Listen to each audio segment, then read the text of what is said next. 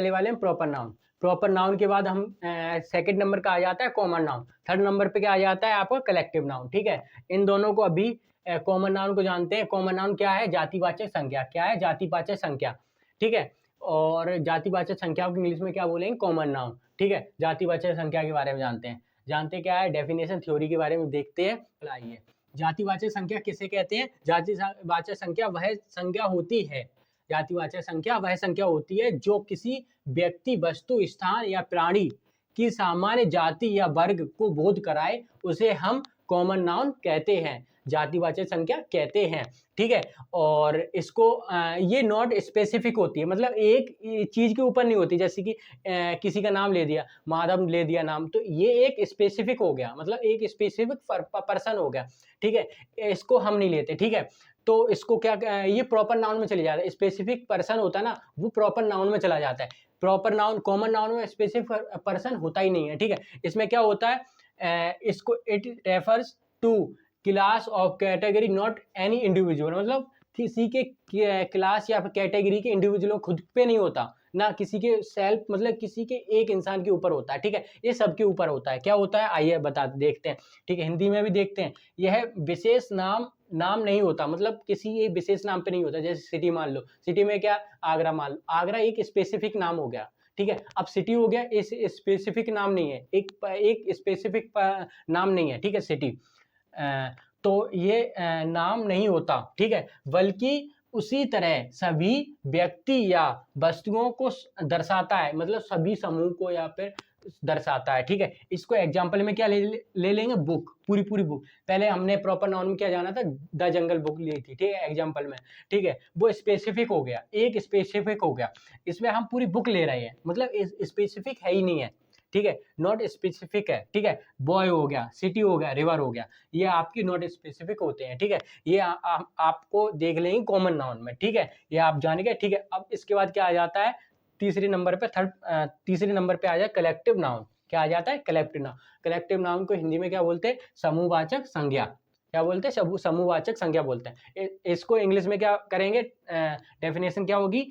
एक collective noun is a word that refers to a group of people, animal or thing taken as one unit, मतलब one unit. ठीक है, अब हिंदी में क्या इसको ट्रांसलेट करेंगे? समूहवाचक संख्या, मतलब समूहवाचक कलेक्टिव नाउन। समूहवाचक संख्या वह संख्या होती है जो किसी व्यक्ति, जानवरों या वस्तुओं के समूह के एक इकाई मान लें यूनिट के रूप में दर्शाता है, उसे हम कलेक्टिव नाउन कहते हैं, समूहवाचक संज्ञा कहते हैं। इसको हम एग्जांपल में क्या लेंगे? टीम, आपकी टीम क्या हो गया? एक समूह हो गया। समूह मतलब यूनिट हो गई, यूनिट टीम। ठीक है, ट्रांसलेट हिंदी, मतलब हिंदी में करेंगे तो टीम हो गई। फैमिली, परिवार हो गया। ठीक है, ये आपका समूह हो गया। परिवार में 4-5 लोग होते हैं, 6-7 लोग होते हैं, ये आपका समूह हो गया, यूनिट हो गई एक पूरी। ठीक है, आर्मी एक समूह है, मतलब फोर्स में होती है आर्मी। आर्मी में आपने देखा होगा, आर्मी के अंदर भी कंपनी होती हैं, यूनिट होती हैं, जो भी अल्फा बीटा जो भी रहती है ना, वो यूनिट रहती हैं आपकी। ठीक है, आपकी ये हो गई, ये आपका कलेक्टिव नाउन हो गया, और ये आपका हो गया कॉमन नाउन। ये दोनों हो गए। अब फोर्थ और फिफ्थ बचा है लास्ट। ठीक है, वो आपको हम देख लेते हैं। बच्चों, हमने क्या जाना? पहला जाना प्रॉपर नाउन। ठीक है, दूसरा क्या जाना हमने? Common noun. तीसरा क्या जाना? Collective noun. ठीक है, अब चौथा क्या जाना है हमें? एब्स्ट्रैक्टिव नाउन। ठीक है, एब्स्ट्रैक्टिव नाउन। ठीक है, सॉरी मैं बोल नहीं पा रहा हूँ सही से। एब्स्ट्रैक्टिव नाउन। ठीक है, इसको भावनावाचक बोलेंगे, भावनावाचक संज्ञा बोलेंगे। ठीक है, इंग्लिश में क्या बोलेंगे? डेफिनेशन इंग्लिश की क्या है?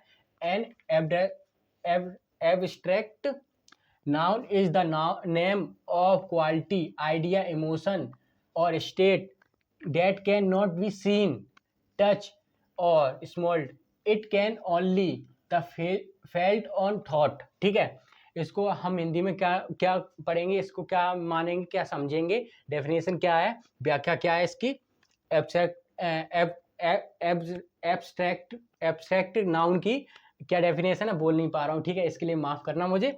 ठीक है, और ये इंग्लिश में सही लिखा है, भाववाचक संख्या, ये सही है, ठीक है। इसको हम क्या बोलेंगे, जो भावना मतलब आपको डायरेक्ट ऐसे बोल देता हूँ, जो हम फील करते हैं, जिसे हम किसी को समझाना चाहते हैं, कि कोई समझाना चाहते हैं, वो उस चीज़ को टच नहीं कर सकता, हमारी फीलिंग्स कोई टच नहीं कर सकता, हमारी भावनाएं ना कोई टच नहीं कर सकता, उसी को हम हिंदी में क्या लिखते हैं, जो किसी भावना, गुण, अवस्था या विचार का नाम बताती है, जिसे हम छू नहीं सकते, देख नहीं सकते, सिर्फ महसूस कर सकते हैं, उसे हम क्या कहते हैं, भावनावाचक संख्या कहते हैं, ठीक है। और 5वें नंबर पे क्या आ जाता है, 5वें लास्ट है, ठीक है, 5वें लास्ट है, ठीक है। और 5th नंबर पे आता है आपका मटेरियल नाउन। मटेरियल नाउन मतलब द्रव्यवाचक संख्या, द्रव्यवाचक संख्या, इसको हिंदी में द्रव्यवाचक संख्या कहते हैं, ठीक। इंग्लिश में क्या पढ़ेंगे इसको, डेफिनेशन क्या है इंग्लिश की, आइए देखते हैं, ठीक है।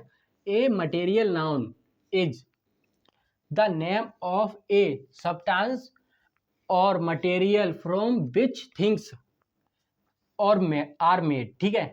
इसको क्या मानेंगे, जो द्रव्यवाचक संख्या वह संख्या होती है जो किसी पदार्थ या द्रव्य या तत्व है, ठीक है ना, और का नाम बताती है या फिर वस्तु बनाई जाती है, किसी पदार्थ द्रव्य की वस्तु बनाई जाती है, उसे हम क्या बोलते हैं, द्रव्यवाचक संख्या बोलते हैं, मटेरियल नाउन बोलते हैं, ठीक है ना।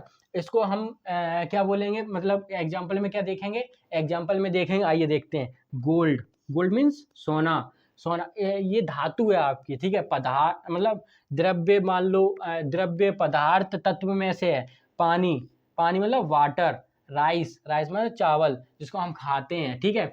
ये आपका आ गया मटेरियल, ये सब मटेरियल है, ये भी ये आपकी मटेरियल है, ये आपका मटेरियल है, ये आपका मटेरियल है, ठीक। ETC मतलब और भी, जैसे कि आपको मान लो वाटर, पानी, राइस हो गया आपका, ठीक है, और सिल्वर हो गया, ठीक है। ये आपका हो जाता है मटेरियल नाउन में आ जाता है, ठीक है। क्या क्या हो गया, प्रॉपर नाउन हो गया, ठीक है। इसके बाद कॉमन नाउन हो गया, कलेक्टिव नाउन हो गया, एब्स्ट्रैक्ट नाउन हो गया, और आपका हो गया मटेरियल नाउन। ये 5 प्रकार के नाउन हो गए, आपके नाउन हो गए कंप्लीट।